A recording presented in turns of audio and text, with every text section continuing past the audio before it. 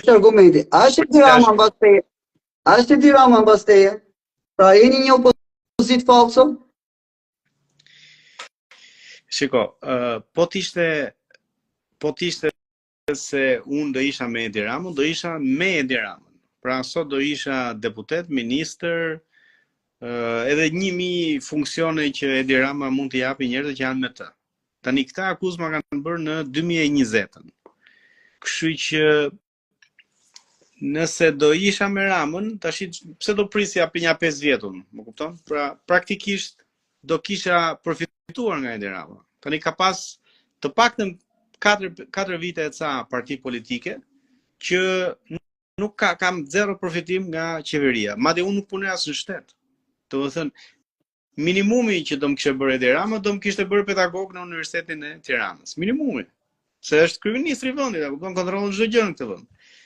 Kështu që domethënë që të kuptosh logjikën e pyetjeve. Pra arsyeja pse ata i thon këto, ju vjen nga nevoja për të thënë se pse është shpik Sorosi.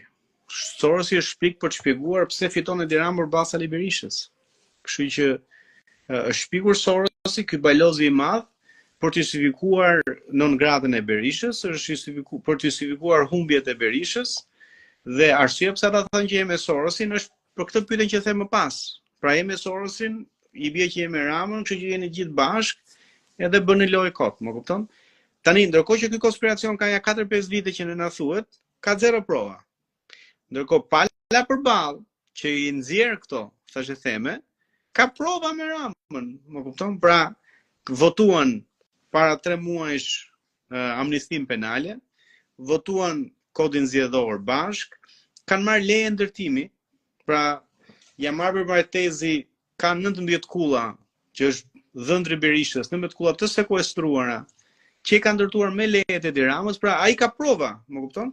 Dhe ky që ka prova tani na akuzon neve pasin e prove dhe ka 4-5 vjet me kriju këtë bindjen që edhe ju nuk është se jeni më të mirë se unë, edhe ju me Ramën jeni. Tani kush janë këto, do të them, po që në rregull. Ke përmendur shumë emra gjatë intervistës, se thash unë do të lejoj ti thuash të gjitha, por mua ma do detyra që ti përshëndes të gjithë dhe të distancohem, është vetëm mendim jo. Jep. Pra, i respektoj, sepse jemi duke folur 2 personazhe këtu, por për persona të tjerë të cilët nuk janë të pranishëm me bisedë.